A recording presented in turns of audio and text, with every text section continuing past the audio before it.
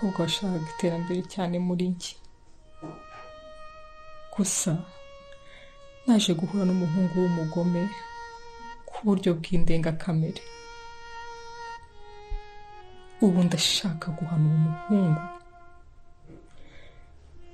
Gusa ikibazo bizababariramo benshi. Ndibaza mbireke, ariko nkumva ntabireka. Oya, ngomba kumuhana kugira ngo atazagira n'undi abikorera.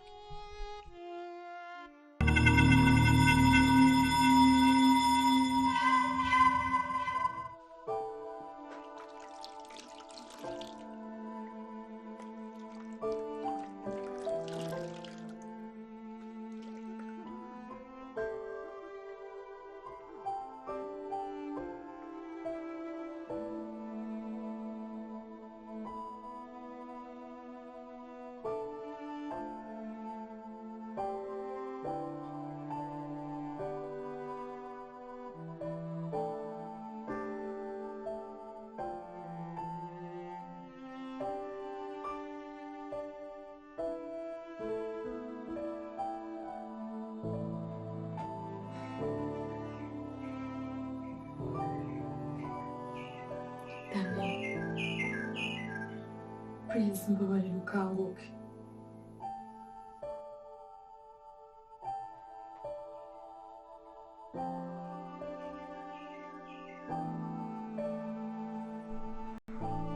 Ndifuza kumenya icyakubayeho.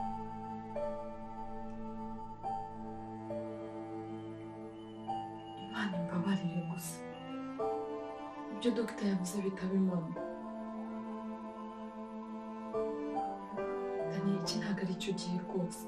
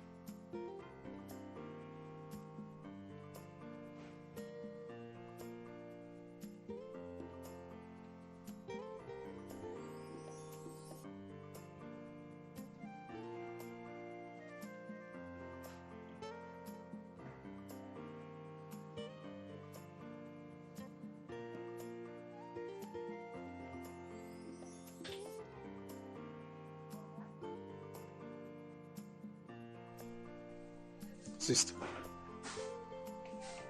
Sister. Oh, sorry.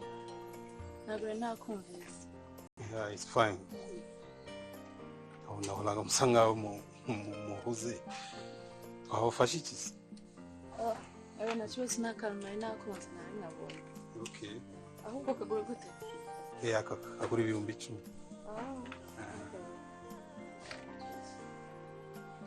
Ariko rero ndabona usa nkaho ufite ibibazo sinzi. Ndabona utameze neza. Imba mubishaka twabufasha nta kibazo. Ibibazo byo ndafite ni byinshi cyane. Ariko numva utabasha kumfasha. Gusa warukoze cyane. Okay. Reka nje gushaka akantu kanjye.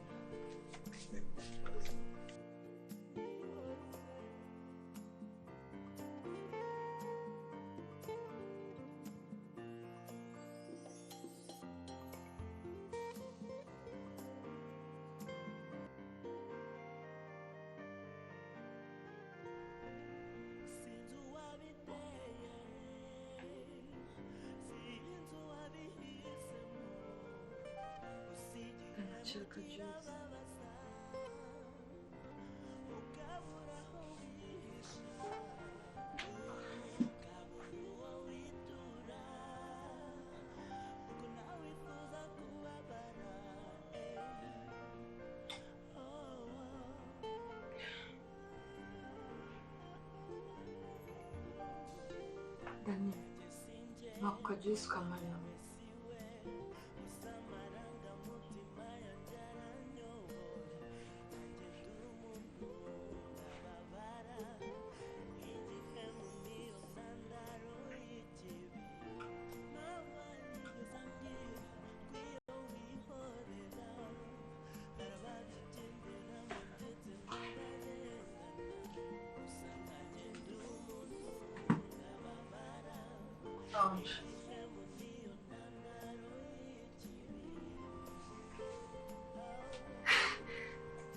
Dani, uravuze? Imana ishimwe uravuze. waje afite kuza nabishima wambaye ukaniga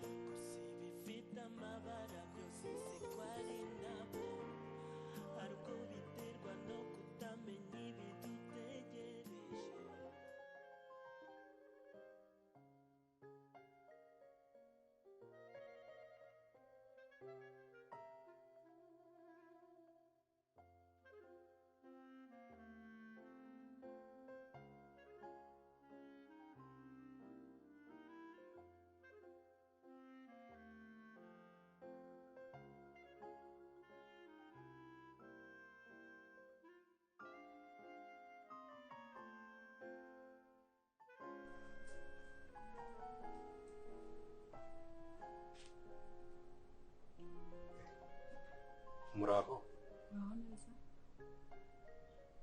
mwanyemerera tukicarana gatoya Nta kibazo. Nakwicara. murakoze ariko ndabona atari ubwa mbere ubona isura yawe nyiza ahantu sinzi wenda nimba nibeshye Yego, birashoboka wenda. Nase urabona hari ahantu uzi. yes numva narakubonye icyo gihe uhaje mu kazi ahantu nkorera muri supermarket. Okay, birashoboka. Gusa nabonaga usa nkaho ufite utubazo stress nabona gusa nkaho udatekanye muri wowe sinzi ikibazo wari ufite. Hari utubazo nari mfite kandi n'ubu nifite. Hari utubazo mfite tw'inshuti yanjye. Nyamase nyine niba atari ibanga ko nizere ko ntari kukubaza ibintu byinshi. Iyo nshuti yawe se yo yafite ikihe kibazo? Yewe ni birebire, ni ibibazo nanjye njye nikeza nkumva ntabwo mfite uburyo nabisobanura. Gusa ukuntu byagenze, inshuti yanjye yahuye n'ikibazo cyo kwibagirwa. Aribagirwa ibintu byose, yari inshuti yanjye kuva kera, tukajya tugerageza mwegera nkagerageza kumwibutsa ibintu byose, nkamubaza ibintu byose, ariko pe nkasanga nta kintu na kimwe yibuka. None ubwo byaranyubiye, nabuze ukuntu nabigenza, namutwaye kwa muganga, nakoze iki, nta kuntu nagize n'inshuti yanjye, ariko biranga pe. None mwarumiwe. Mana we, ese nuko byagenze?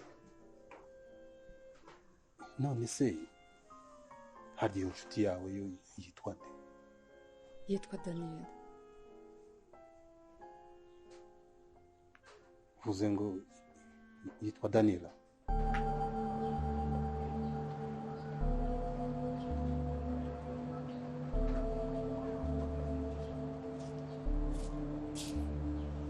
Ese n'ubwo nanjye nabona arampamagara. Wapimiraga arampamagara mbere, ariko noneho bigeze ndumva atangiye kumbwira uko mpamvu ubundi buriya kuki bamuhamagaye agenda agenda atanatubwiye kandi mpamutora uburyo yagiyemo abonaga ko harimo ikibazo gikomeye. Bana yanjye sinzi pe kubera ukuntu atangiye kumuhangayikisha ariko urabizi kandi ngiye kujya kumushaka. Ni ukuri nta yandi mahitamo gusubira wanjye.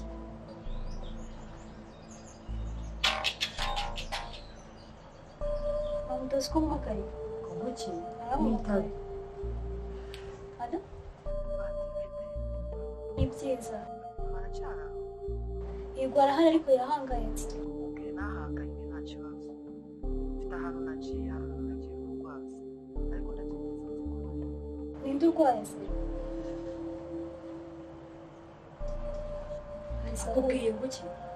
Arambwiye ngo ntuhangayike ngo ni umushuti w'urwaye rwaje ngo aribuze kuza kutureba. Awi, Mana ushimwe. Nari nahangayitse ariko Imana ishimwe ko arakora rwose. Yari yaraduhangayikishije.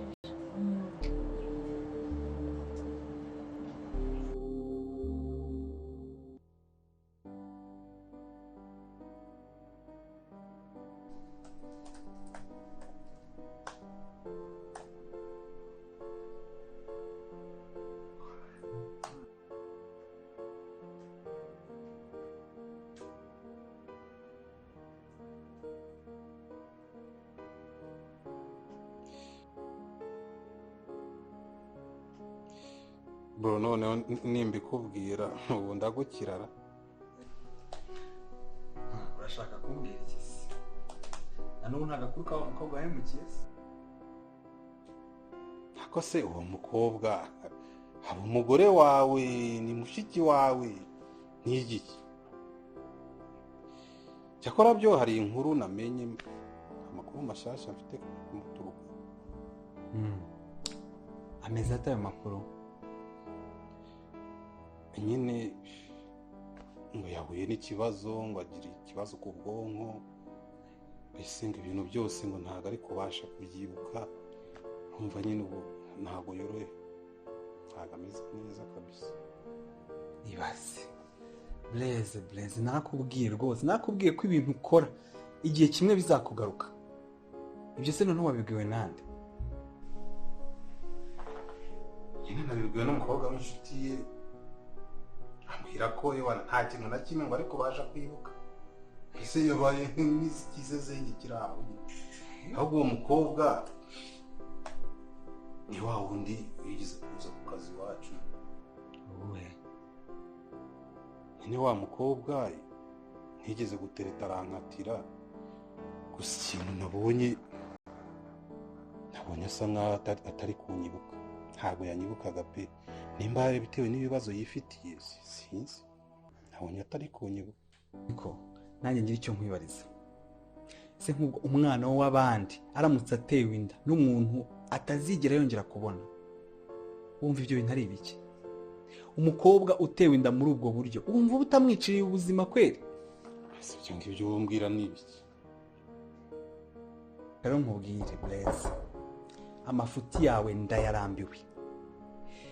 Ubu nonaha ndakumenyesha ko nta yindi ntonganya, nta kindi nonaha, kuko aho bigeze birakabije. Nonaha rero ngiye kugusigira inzu yawe, ugume mu nzu yawe wenyine, ugikoreramo amabi yose ushaka. Siko bimeze? Tubyaranye abo kabisa.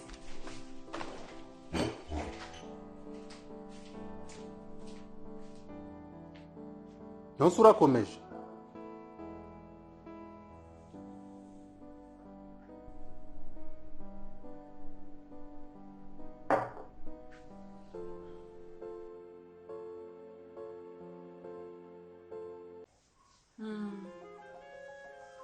Urakoze cyane Blaise. Nshaka gusa nagerageje ngo ndebe ko hari ibyo yibuka mu byamubayeho, ariko ni mu gicuku rwose.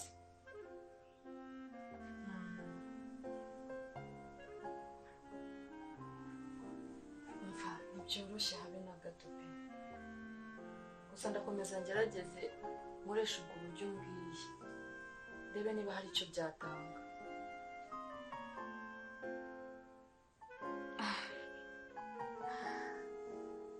sabe urakoze cyane nzaba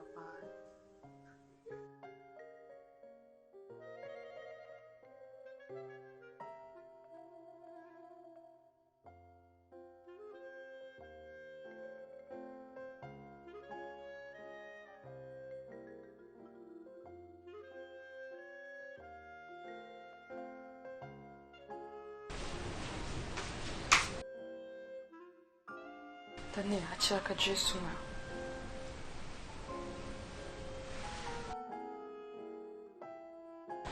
Ndaje utuntu ngiye kugutegurira.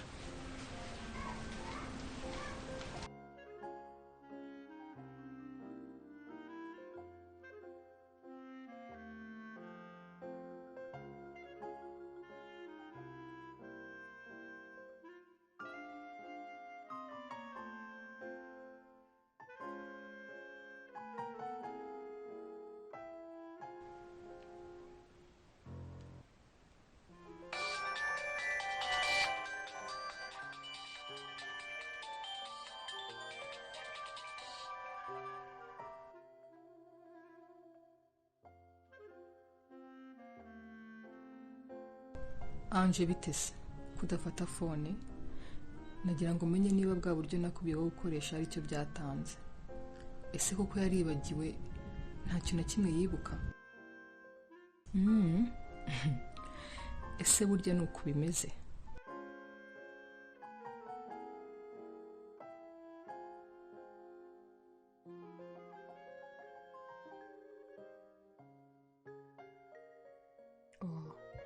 Kumbi yamaze kwemera ko nagize ikibazo ku bwonko. Ubu rwose yamaze kwizera ko nta kintu na kimwe ntiyibuka. Bivuze ko ibyo nakekaga ari byo, ari gukorana na Blaise.